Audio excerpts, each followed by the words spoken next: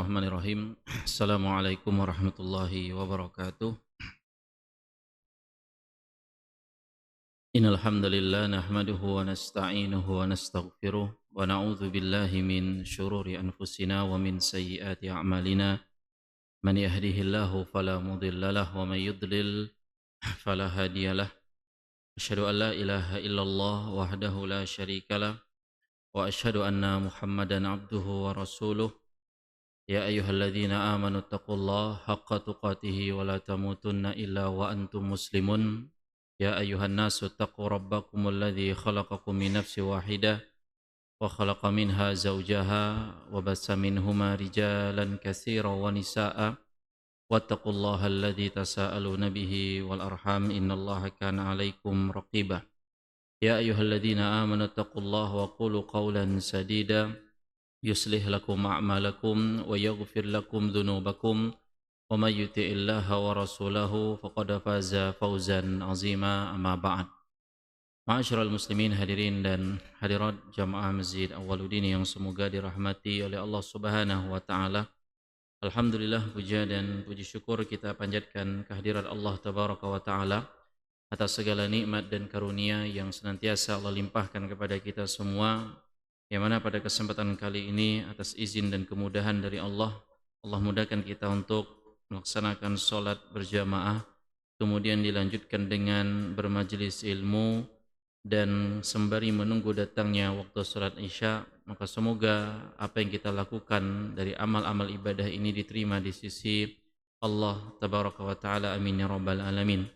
Kemudian kita meminta kepada Allah, bertawassul dengan nama-nama Allah yang husna dan sifat-sifat Allah yang ulia.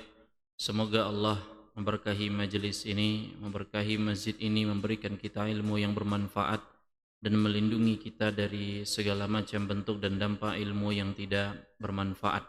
Dan kita meminta kepada Allah pula, semoga Allah senantiasa memudahkan urusan para pemimpin kaum muslimin, para pemerintah kaum muslimin, dan semoga Allah senantiasa juga memudahkan saudara-saudari kita yang sedang ditimpa kesulitan, yang ditimpa kesusahan, bencana alam, ataupun sebagaimana saudara-saudari kita di Timur Tengah, di Afrika yang sedang dalam konflik-konflik yang tidak ada habisnya. Maka semoga Allah berikan jalan keluar dan kemudahan tersebut, amin ya rabbal alamin.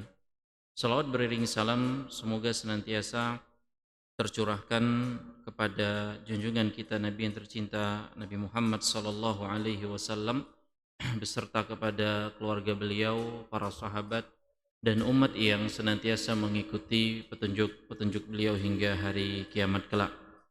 Kaum muslimin dan kaum muslimat yang semoga dirahmati oleh Allah Subhanahu wa taala, kembali dalam pembahasan kitab Tauhid karya Syekh Muhammad At-Tamimi rahimahullahu taala, yang mana kita berada di penghujung pembahasan bab tentang syafaat, yang mana penulis rahimahullahu taala menukilkan pernyataan dari Abul Abbas, yang Abul Abbas di sini dimaksudkan adalah Syekhul Islam Ibnu Taimiyah rahimahullahu taala.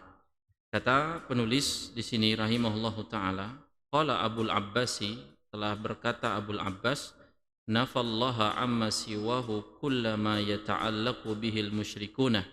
Allah menafikan segala sesuatu selain daripadanya yang dijadikan kaitan oleh orang-orang musyrik. Allah menafikan segala sesuatu selain daripada Allah yang dijadikan kaitan oleh orang-orang musyrik. Fanafa an yakuna li ghairihi mulkun aw qistun minhu aw yakuna aunan lillahi walam yabqa illa syafa'ah. Dan Allah menafikan selain daripadanya memiliki kekuasaan atau keadilan darinya, atau menjadi pembantu bagi Allah Tabaraka wa ta'ala. Maka tidak ada yang menyisa kecuali syafaat. Fabayyana annaha la tanfa'u illa liman adhina lahu rabbu kama qala wa la yashfa'una illa liman irtada. Dan lalu Allah menjelaskan bahwa syafaat itu pun tidak mendatangkan manfaat kecuali bagi orang yang diizinkan Allah baginya, seperti firman-Nya dalam surah Al-Anbiya ayat ke-28 yang mana Allah nyatakan wala yashfa'una illa liman irtada, dan mereka tiada memberi syafaat melainkan kepada orang yang diridhoi oleh Allah tabaraka wa taala. Nah, kaum muslimin rahimani wa rahimakumullah, apa yang disampaikan oleh penulis di sini, penulis dari kitab Tauhid, Syekh Muhammad At-Tamimi rahimahullahu taala. Beliau menukilkan pernyataan Abul Abbas, sekali lagi Abul Abbas di sini adalah Syekhul Islam Ibnu Taimiyah rahimahullahu taala, yang juga digelari dengan gelar Taqiyuddin. Jadi gelar beliau itu adalah Syekhul Islam Taqiyuddin dan namanya adalah Ahmad. Jadi nama Ibnu Taimiyah itu adalah Ahmad. Dan Syekhul Islam ini jamaah sekalian rahimakumullah taala, Ahmad bin Abdul Halim bin Abdul Salam Ibnu Taimiyah rahimahullahu taala yukanna bidzalika, dan beliau dijuluki dengan Abul Abbas. Walaupun berkaitan masalah julukan ini, jadi kalau dalam bangsa Arab ataupun para ulama biasa memiliki julukan dengan kata Abu atau Ibnu, kalau wanita bisa dengan Ummu, gitu ya, sebagaimana Aisyah radhiyallahu anha, yakni salah satu istri Nabi sallallahu alaihi wasallam, itu memiliki julukan namanya Ummu Abdillah, gitu. Dan Ummu atau Abu itu juga bisa disematkan kepada anak, gitu loh. Anak kita namanya Reza misalnya, jadi Abu Reza, Ummu Reza, nggak masalah. Ya, dan kalau ditanyakan Aisyah apakah punya anak namanya Abdullah, jawabannya nggak ada. Tapi nggak masalah ketika dia ingin digelari dengan Ummu Abdillah, Abu Abdillah, Abul Abbas. Dan Ibnu Taimiyah ini yang menariknya jamaah sekalian rahimakumullah, beliau adalah ulama yang tidak menikah, lam yatazawwaj. Jadi Ibnu Taimiyah itu di antara kisahnya yang menarik bahwa beliau itu tidak menikah sepanjang umur hidupnya. Jadi posisinya sama sebagaimana Aisyah, yaitu beliau tidak memiliki keturunan. Ya, li'annahu kana masyghulan bil ilmi wal jihad. Karena Ibnu Taimiyah itu sibuk dengan ilmu dan sibuk dengan berjihad di jalan Allah di masa beliau itu, dan walaysa zahidan fis sunnah, dan beliau bukan zuhud, artinya hidupnya itu tidak mau kenal wanita, tidak mau menikah, bukan, tapi karena beliau sibuk dengan ilmu dan jihad. Dan beliau wafat di tahun 728 Hijriah di umur 67 tahun. Di umur 67 tahun rahimahullahu taala. Nah, itu Abul Abbas yang dinukilkan oleh penulis di sini. Beliau menyatakan berkaitan dengan permasalahan syafaat tersebut, bahwa beliau menyampaikan Allah menafikan segala sesuatu selainnya yang dijadikan kaitan oleh orang-orang musyrik.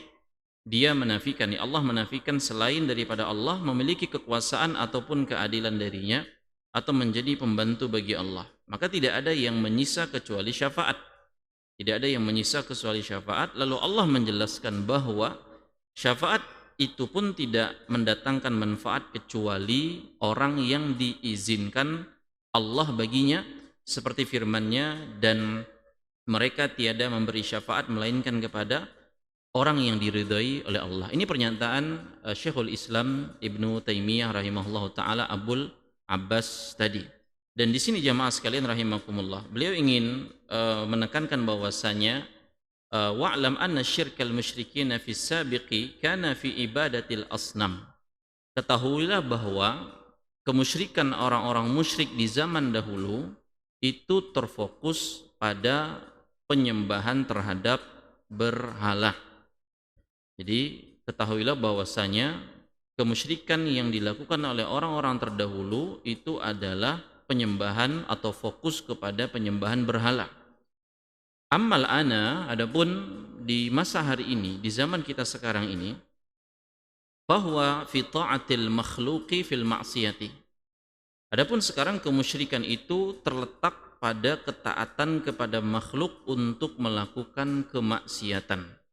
Jadi apa yang dinyatakan oleh Syekhul Islam Ibnu Taimiyah rahimahullah di sini, beliau ingin menyampaikan sebuah pesan bahwa ketahuilah bahwasanya kemusyrikan di masa dahulu itu betul-betul terfokus kepada asnam, yaitu sesembahan atau berhala. Adapun sekarang kemusyrikan terletak pada ketaatan kepada makhluk. Ketaatan kepada makhluk dalam bentuk kemaksiatan. Dalam bentuk kemaksiatan. Yang mana diantaranya fa'inna haula'i yuqaddisuna zu'ama'ahum aktsara min taqdisillahi in aqarru bihi. Yang mana mereka, yakni orang-orang musyrikin pada hari ini, mereka mensucikan para tokoh-tokoh mereka, mensucikan para pemimpin-pemimpin mereka jauh lebih tinggi daripada pensucian mereka terhadap Allah Subhanahu wa taala. Dan itu pun kalau mereka menetapkan adanya pensucian terhadap Allah. Jadi bahasanya jika mensucikan makhluk mereka luar biasa, tapi jika mensucikan Allah mereka seakan tiada atau lupa sama sekali. Kemudian juga di antara apa yang disampaikan oleh para ulama bahwasanya maka dikatakan kepada mereka, jika mereka berkaitan permasalahan tersebut, bahwasanya mereka itu manusia biasa seperti kalian yang keluar dari tempat keluarnya air seni, dari darah haid. Mereka juga tidak memiliki andil dalam penciptaan langit dan bumi, dan mereka tidak memiliki syafaat bagi kalian di sisi Allah. Maka bagaimana mungkin kalian bergantung kepada makhluk tersebut, kepada sesama manusia tersebut? Dan ini yang ditekankan dan difokuskan oleh Syekhul Islam Ibnu Taimiyah rahimahullahu taala terhadap pihak-pihak yang terjadinya pergeseran bentuk kesyirikan tersebut. Maka sekali lagi, dahulu orang dianggap menyekutukan Rabb kita tabaraka wa ta'ala karena menyembah patung, menyembah berhala secara fisik. Namun sekarang ada bentuk penyembahan baru yang lebih halus, yaitu ketaatan buta kepada makhluk, ketaatan buta kepada manusia. Artinya banyak orang yang lebih takut, lebih patuh, dan lebih mengagungkan pemimpinnya, lebih mengagungkan tokohnya daripada perintah Tuhan, perintah Allah tabaraka wa ta'ala itu sendiri. Karena di antara nyatanya adalah jika pemimpin, jika makhluk, jika manusia itu menyuruh berbuat jahat atau melanggar aturan agama, mereka akan tetap melakukannya demi menyenangkan, demi mentaati sang makhluk atau pemimpin tersebut. Dan di sini juga para ulama menekankan, meluruskan pandangan tentang pemimpin di sini bahwa kita sesama makhluk, sesama manusia, bahwasanya secara realitas walaupun mereka tokoh, mereka pemimpin, mereka tetaplah manusia biasa sebagaimana kita semua. Dan pemimpin juga lahir sebagaimana kita lahir, sebagaimana manusia yang lain. Mereka memiliki kebutuhan biologis sebagaimana kita, demikian pula. Dan pemimpin, para tokoh, para zu'ama dalam kalimat para ulama tersebut tidak punya kekuatan untuk menciptakan alam semesta. Dan di sini menekankan bahwasanya tujuannya agar kita tidak mendewakan manusia, tidak mentuhankan manusia. Tidak boleh ada orang yang sampai melakukan gerakan-gerakan ibadah, apalagi betul-betul peribadatan kepada sesama manusia. Makanya di dalam agama kita memang diwajibkan patuh kepada pemimpin, patuh kepada pemerintah yang sah, patuh kepada arahan para ulama. Tapi ingat, kepatuhan tersebut itu ada syaratnya. Kepatuhan itu ada syaratnya. Ketaatan yang bersyarat ini bahwasanya kita taat kepada pemimpin selama perintah mereka itu sejalan dengan perintah Tuhan, sejalan dengan perintah Allah Jalla wa'ala. Dan syarat keduanya adalah bukan ketaatan itu bersifat mutlak. Ya, jika pemimpin menyuruh kepada kemaksiatan, kepada berbuat dosa, melanggar prinsip keesaan Allah Jalla wa'ala, maka kita tidak memiliki kewajiban untuk mengikuti perintah tersebut. Maka dari pernyataan Syekhul Islam Ibnu Taimiyah ini menekankan bahwa menghargai, mentaati pemimpin itu perlu, dan itulah juga akidah Ahlussunnah wal Jamaah. Jadi di antara akidah Ahlussunnah wal Jamaah menghargai, menghormati, mentaati pemimpin pemerintah, kaum muslimin itu perlu, harus, dan bagian dari didikan agama ini dan didikan Rasulullah sallallahu alaihi wasallam. Di antara tujuannya jelas agar terjadi ketertiban dalam kehidupan. Di hidup itu akan lebih tertata, lebih tertib ketika yang dipimpin mentaati pemimpinnya, yang dipimpin mentaati pemerintahnya. Tapi ingat, jangan sampai kita itu menghambakan diri kepada mereka, ya pemerintah, ya pemimpin, ya ulama. Nggak boleh menghamba kepada para ulama, nggak boleh menghamba kepada pemimpin ataupun pemerintah. Hanya menghamba kepada Allah Jalla wa'ala semata. Karena baik pemimpin, pemerintah, para ulama, mereka sebagaimana kita manusia. Dan manusia jelas sangat berpotensi salah, berpotensi keliru. Dan sedangkan ketaatan tertinggi hanya milik Allah Tabaraka wa Ta'ala.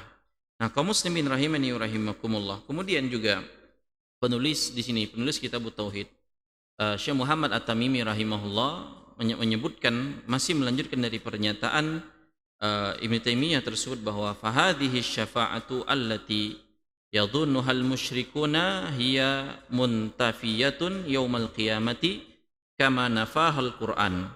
Syafaat yang disangkakan oleh orang-orang musyrik itu dinafikan pada hari kiamat sebagaimana dinafikan Al-Qur'an. Syafaat yang dipersangkakan oleh orang-orang musyrikin itu dinafikan kelak nanti pada hari kiamat sebagaimana dinafikan dalam Al-Qur'an.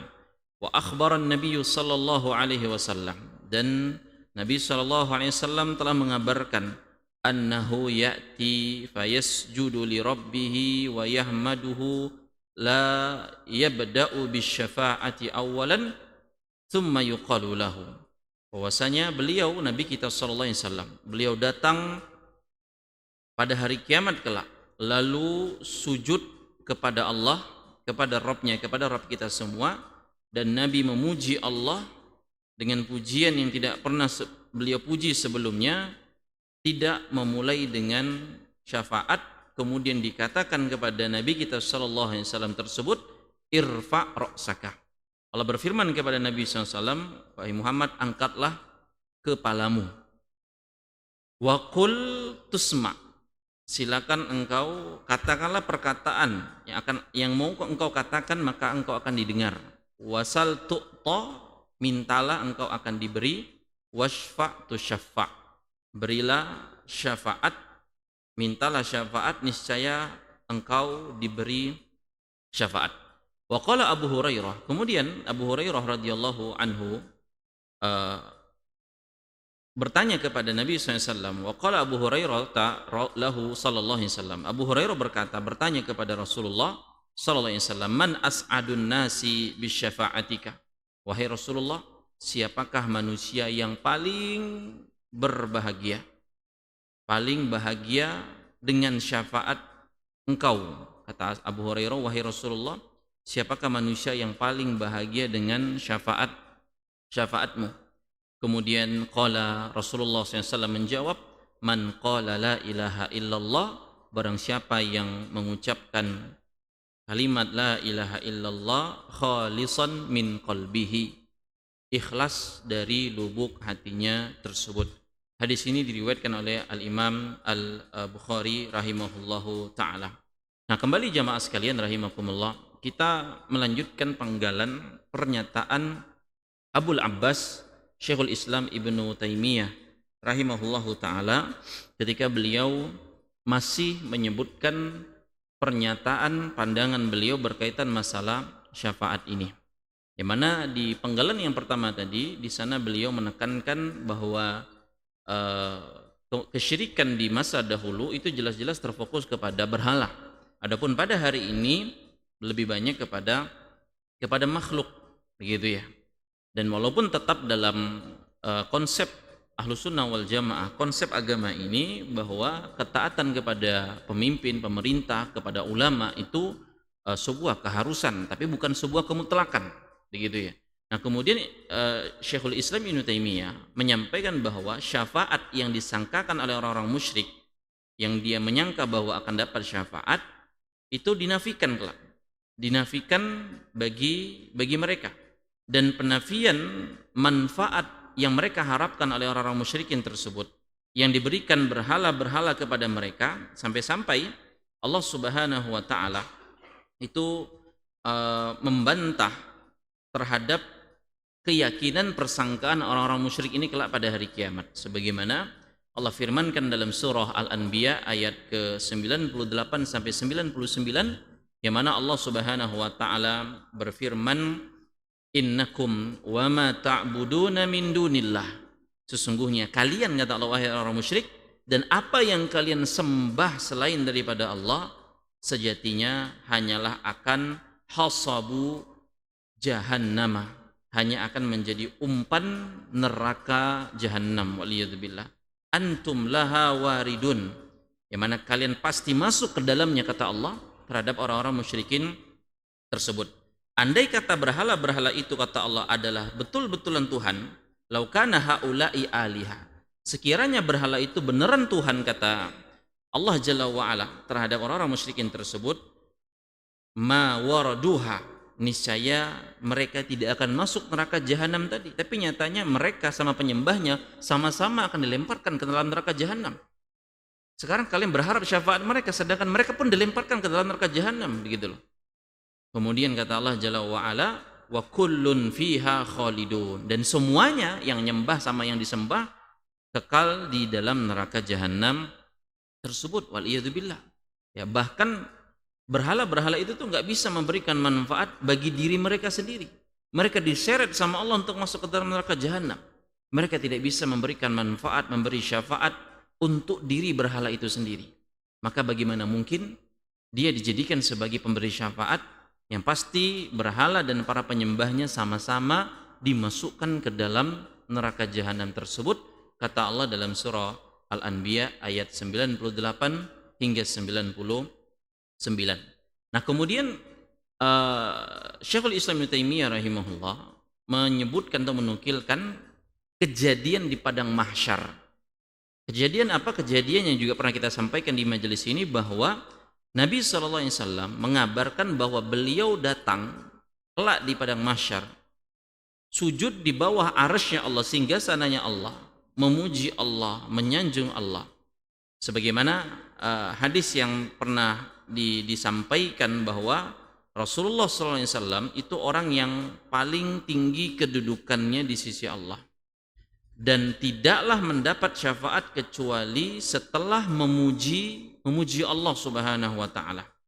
Jadi kalau kita lihat urutannya, jamaah sekalian rahimakumullah, Rasulullah itu punya syafaat yang juga pernah kita bahas, bahwa beliau memiliki syafaatul uzmah, syafaat agung, syafaat besar.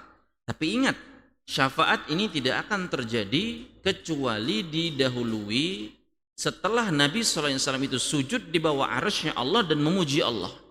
Nabi SAW memuji Allah dengan pujian-pujian yang agung, yang dibukakan kepada Allah, kepada beliau, yang sebelumnya Nabi itu tidak pernah mengetahui bagaimana menyanjung Allah dengan pujian-pujian yang tinggi tersebut.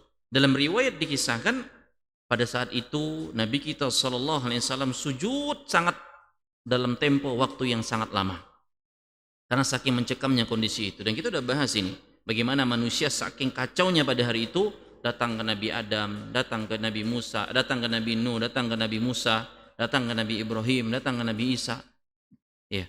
Dan akhirnya mereka datang kepada Nabi Muhammad SAW untuk agar mereka manusia pada hari itu tidak dianggurkan, didiamkan di padang mahsyar begitu saja. Maka akhirnya Allah Subhanahu wa taala bukakan kepada beliau setelah beliau sujud dengan waktu yang sangat lama. Dan ingat, pelajaran poin pentingnya di sini apa?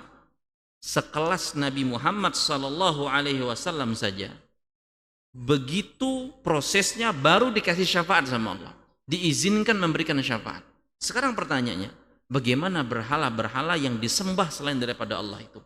Mungkinkah berhala-berhala itu bisa mampu memberikan syafaat kepada para penyembahnya? Manusia mulia saja ini kayak begini prosesnya. Beliau harus sujud di bawah arsy-Nya Allah dalam waktu yang lama. kemudian memuji Allah dengan pujian-pujian yang belum pernah terucapkan. Jadi kalimatnya itu saking luar biasa, di muka bumi ini nggak pernah Nabi memuji Allah bagaimana dengan pujian itu.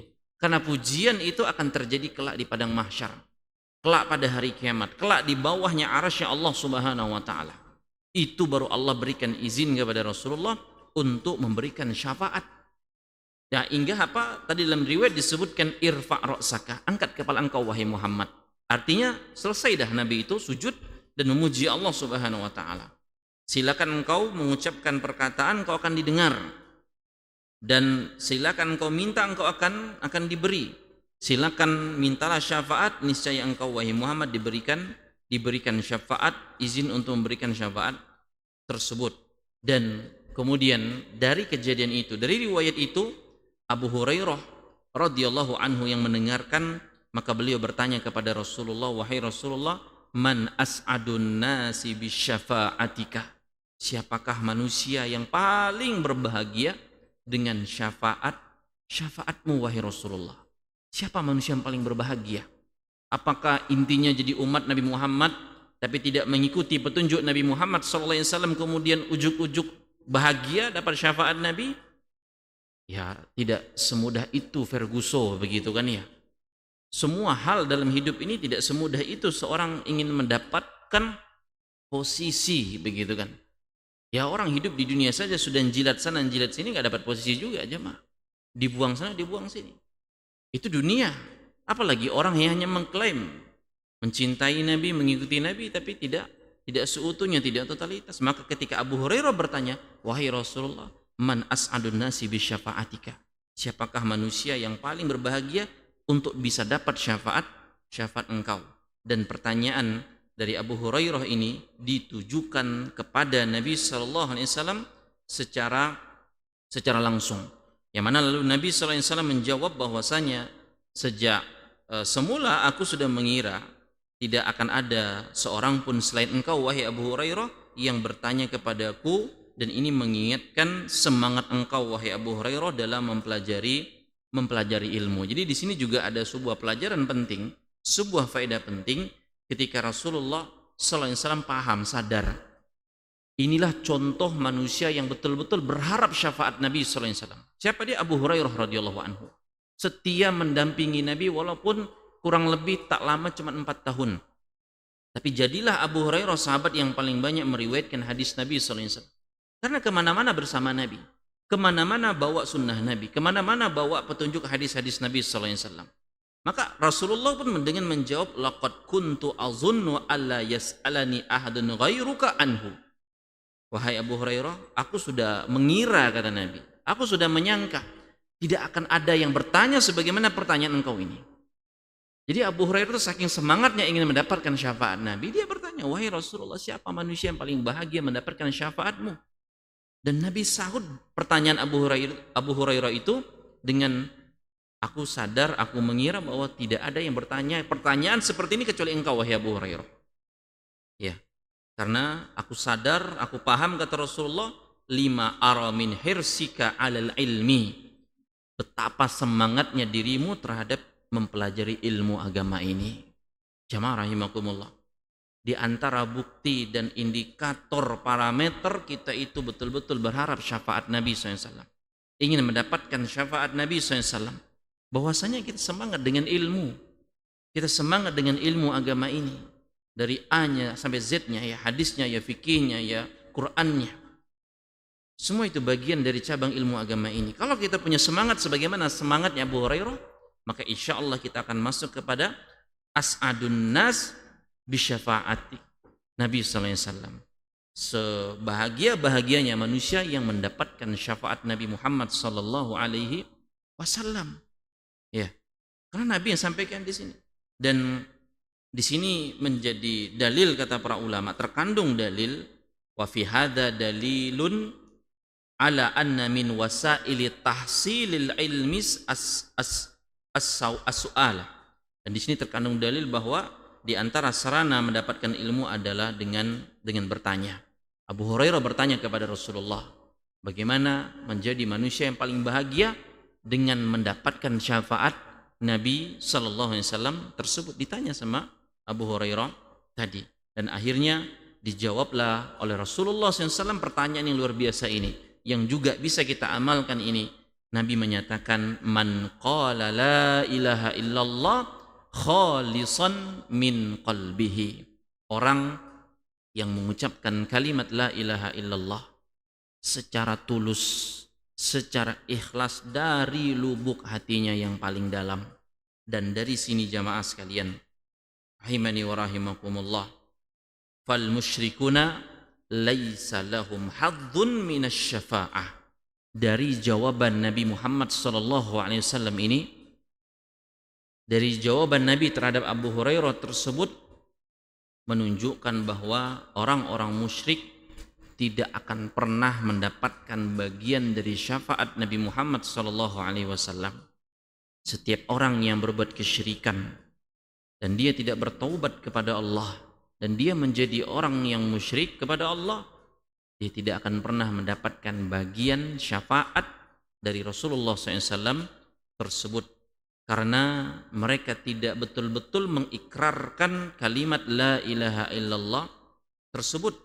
Padahal Allah Subhanahu wa taala berfirman dalam surah As-Saffat ayat ke-35 sampai ke-36, Allah nyatakan innahum, sesungguhnya mereka ini orang-orang musyrik ini, yang mana kanu, dahulu mereka, idza qila lahum, apabila dikatakan kepada mereka la ilaha illallah, tiada ilah yang berhak disembah kecuali Allah, yastakbirun, mereka menyombongkan diri.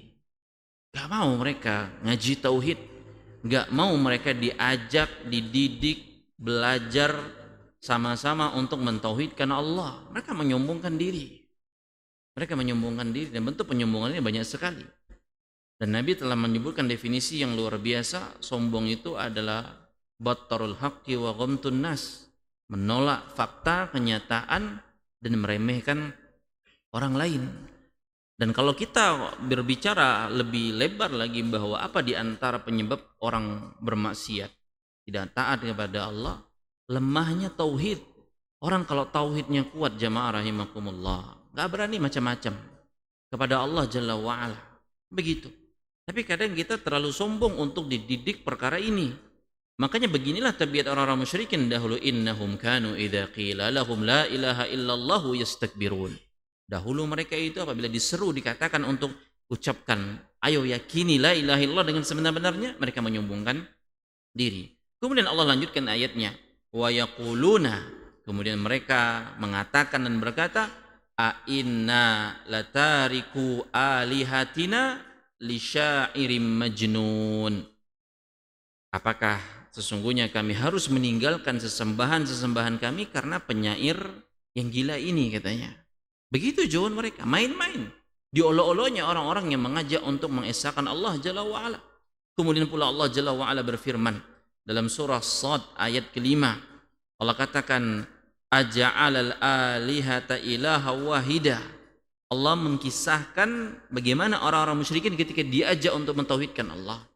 Mereka mengatakan, emang kenapa kita harus menjadikan Tuhan itu Tuhan yang satu saja, kata mereka. Inna hadza la syai'un ujab. Sungguh ini perkara yang mengherankan, perkara yang menakjubkan kalau kita hanya disuruh menyembah kepada Tuhan yang satu saja. Dianggap aneh sama mereka. Ya kita yang memandang mereka itu aneh sebenarnya ketika kita mengajak mereka untuk menyembah kepada Tuhan yang satu saja, mereka malah menganggap kita yang aneh, kan begitu. Sebagaimana mungkin orang kalau biasa di suatu kampung, suatu daerah jarang sholat, akhirnya ketika ada orang sholat, siapa yang aneh? Orang yang sholat, paham jamaah? Jadi kalau di sebuah tempat, di sebuah daerah orang jarang sholat, terus ada malah orang sholatlah yang dipandangnya aneh. Kita mandang orang yang nggak sholat itu orang aneh, kan begitu loh. Paham maksudnya ayat ini ketika Allah katakan orang-orang musyrikin ketika diajak menyembah Allah semata, mentauhidkan Allah, mereka merasa aneh. Kenapa harus menyembah hanya Tuhan satu saja? Dan ini suatu yang ajib, kata mereka, suatu yang ujab, yang mengherankan. Yang pasti perbuatan mereka orang musyrikin itulah yang sejatinya sangat menganehkan, menjadikan Tuhan itu beraneka ragam dan bermacam-macam tersebut. Makanya ketika Rasulullah SAW menyebutkan syarat engkau ingin jadi manusia yang berbahagia, ingin dapat syafaat Nabi sallallahu alaihi wasallam, ucapkan la ilaha illallah khalisan min qalbih, ikhlas dari lubuk hati. Tapi jamaah rahimakumullah, di sini ada sebuah, tadi kan kita sebutkan orang musyrik ya, jelas orang musyrik. Sekarang permasalahannya, apabila ucapan ini kharaja bidzalika min man qalaha nifaqan, bagaimana ceritanya kalau kalimat la ilaha illallah diucapkan oleh orang-orang munafik? Kalau orang musyrik jelas mereka nggak mengucapkan, lebih fair mereka. Tapi sekarang bagaimana kalau orang munafik? Yang mana posisinya orang munafik lebih parah daripada orang musyrik. Orang musyrik fair, mereka nggak mau menyebutkan, tidak mau mengucapkan. Tapi orang-orang munafik, mereka mengucapkan la ilaha illallah, asyhadu an la ilaha illallah wa asyhadu anna Muhammadar Rasulullah. Mereka ucapkan. Mereka mengucapkan. Maka orang munafik juga tidak mendapatkan bagian dari syafaat Nabi ini. Mereka tidak masuk ke dalam as'adun nas, sebahagianya manusia ketika mereka mendapatkan syafaat Nabi sallallahu alaihi wasallam. Karena orang munafik mengucapkan la ilaha illallah, mengucapkan Muhammad adalah utusan Rasul Allah, mereka tidak ikhlas tulus dari lubuk hatinya. Apa dalilnya? Allah berfirman dalam surah Al-Munafiqun ayat yang pertama atau ayat yang ke-1. Ayat atau surah yang secara khusus Allah menceritakan tentang orang-orang munafik. Maka di ayat yang pertama dalam surah Al-Munafiqun Allah firmankan, wallahu ya'lamu innaka larasuluhu wallahu yashhadu innal munafiqina lakadzibun. Allah, jadi ayat ini menceritakan tentang persaksian orang munafik bahwa oh Allah zat yang esa yang satu, Muhammad adalah utusan Allah. Allah bantah, wallahu ya'lamu, Allah lebih tahu. Enggak perlu persaksian orang-orang munafik. Allah lebih tahu bahwasanya Muhammad adalah betul-betul utusannya, dan Allah maha mengetahui dan lebih tahu bahwa orang munafik itu betul-betul lakadzibun, pendusta. Pendusta. Pendusta dalam hal apa? Dalam syahadatihim, kesaksian mereka. Kesaksian mereka. Kalimat syahadat mereka itu kedustaan, hanya kebohongan, hanya manis di lisan, tapi tidak sesuai dengan kenyataan. Begitulah. Dan ini pahit jamaah sekalian rahimakumullah. Mereka dusta dalam kesaksian dan pernyataan mereka terhadap la ilaha illallah. Karena sekiranya orang-orang munafik itu menyebutkan kalimat syahadat tadi secara hakiki sebenar-benarnya, pastilah mereka tidak akan bertindak perbuatan-perbuatan orang munafik dan tidak pula memendam kekufuran dalam hati mereka. Maka ini yang kadang terjadi dalam diri banyak kaum muslimin. Mereka mengucapkan dua kalimat syahadat, asyhadu an la ilaha illallah wa asyhadu anna Muhammadar Rasulullah. Tapi rukun Islam, tiang agama Islam dari menegakkan sholat 5 waktu tidak mereka tegakkan. Gak ada kesadaran dalam diri mereka. Seakan mereka tidak takut menjadi orang-orang munafikin. Begitulah.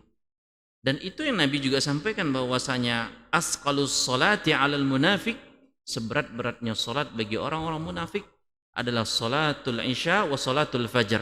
Sholat di waktu isya, di waktu malam telah pekat, dan sholat di waktu subuh, di waktu fajar. Apa di antara sebabnya kata para ulama? Karena di waktu itu, di zaman itu penerangan kurang, jadi mereka nggak kelihatan kalau nggak sholat, nggak masalah, aman. Begitulah. Kalau sholat di waktu terang, mereka kerjakan. Ini sholatnya orang-orang munafik. Sholatnya orang-orang yang malas-malasan, apalagi kalau nggak sholat, begitu kan. Kita bukan menuduh bahwasanya ini jelas munafik, tapi tidakkah khawatir kita ini jadi orang-orang munafik tersebut? Terus bagaimana berharap akan dapat syafaat Nabi? Sedangkan Nabi katakan, barang siapa yang mengucapkan la ilaha illallah khalisan min qalbih, dia jujur ikhlas dari lubuk hatinya tersebut. Makanya makna ikhlas itu jamaah, para ulama sebutkan definisi ikhlas adalah saliman min kulli syaubin, bersih, terbebas dari segala macam noda, sum'ah, riya, pamer, segala macam yang merusak kebersihan, itulah yang dinamakan keikhlasan. tidak dikotori riya, tidak dikotori mencari ketenaran, tapi dia bersaksi mengucapkan itu betul-betul kesaksian keyakinan dia kepada penciptanya tersebut. Makanya ketika Nabi sebutkan dengan syarat ikhlas dan dari lubuk hatinya, khalisan min qalbih. Apa maksud dari hati? Karena hati adalah inti. Ini yang perlu kita camkan. Li'annal madaru 'alal qalbi. Karena hati itu adalah menjadi inti dan bukan merupakan sesuatu dari berbagai makna. Bahkan dikatakan dalam hadis Nabi ketika apabila hati itu baik, sholahal jasadu kulluh, maka seluruh anggota tubuhnya baik. Tapi kalau hati itu rusak, maka rusak pula seluruh fisik anggota jasad orang tersebut. Makanya dari sini pula lah disebutkan kebatilan pendapat orang yang menyatakan bahwa akal ada di dalam otak. Jadi ada pendapat sebagian para cendekiawan menyebutkan bahwa innal aqla fid dimagh, akal itu ada di dalam otak. Jadi ada sebagian yang berpendapat demikian. Tapi pendapat ini keliru, ya. Memang tidak dapat dipungkiri bahwa otak kita itu punya pengaruh terhadap pemahaman dan akal. Otak tidak kita pungkiri memiliki pengaruh dalam pemahaman dan akal. Tapi para ulama mereka memiliki pemahaman yang lebih dalam dari permasalahan ini, bahwasanya akal itu ada di dalam hati. Akal itu ada di dalam hati. Karena sebagaimana Imam Ahmad bin Hanbal rahimahullahu ta'ala pernah menyampaikan bahwasanya akal itu ada di dalam hati dan ia berhubungan dengan otak. Akal itu berada di dalam hati, al-aqlu fil qalbi walahu ittisalun fid dimagh. Akal itu ada dalam hati dan ia berhubungan dengan otak kita. Makanya siapa yang mengucapkan kalimat la ilaha illallah ikhlas secara murni dari hatinya, maka dia harus meminta agar dapat meniti jalan yang mengantarkannya kepada Allah Jalla wa'ala yang dia sembah, dan dia laksanakan perintah-perintah Allah dan dia tinggalkan larangan-larangan yang diperintahkan atau dilarang oleh Allah Subhanahu wa taala tersebut. Maka Nabi sekali lagi menekankan barang siapa man qala la ilaha illallah khalisan min qalbih, barang siapa yang mengucapkan la ilaha illallah tulus ikhlas dari hatinya tersebut, bukan dari akalnya. Karena kalau dari akalnya, itulah banyaknya kaum muslimin hanya mengucapkan kalimat syahadat, kalimat la ilaha illallah seakan hanya di akalnya tersebut. Karena ini sebagaimana pandangan yang disebutkan oleh para ulama tadi, bahwa biasanya mereka menganggap akal itu ya ada di otak mereka tersebut sebagai pusat pergerakan manusia tadi. Tapi para ulama memiliki sebuah konsekuensi yang lebih dalam lagi, bahwasanya pusat kendali manusia itu ada atau berada di dalam hatinya. Ya, kita hidup ini tidak hanya butuh otak jamaah, butuh akal, apalagi otak atau akal yang cerdas, terutama untuk memahami sesuatu. Makanya dalam Islam seorang itu tidak dibebani syariat, dibebani hukum, dibebani untuk dia wajib sholat, wajib bersuci, wajib berpuasa Ramadan. Di antara syaratnya adalah dia harus berakal, begitulah. Karena kalau orang nggak berakal, dia tak terbebani dari kewajiban dalam syariat tersebut. Tapi ingat, bukan semua atau segala hal dituhankan dengan kecerdasan, dengan akal-akalan itu pula. Karena syariat ini butuh hati yang bersih. Ingat, syariat agama akan mudah dilaksanakan. Orang mudah taat kepada Allah. Orang mudah meninggalkan sesuatu yang dilarang oleh Allah Subhanahu wa taala ketika dia memiliki hati yang bersih. Dengan tujuan agar akalnya, agar kecerdasannya itu membawa dia kepada Shiratal Mustaqim tadi.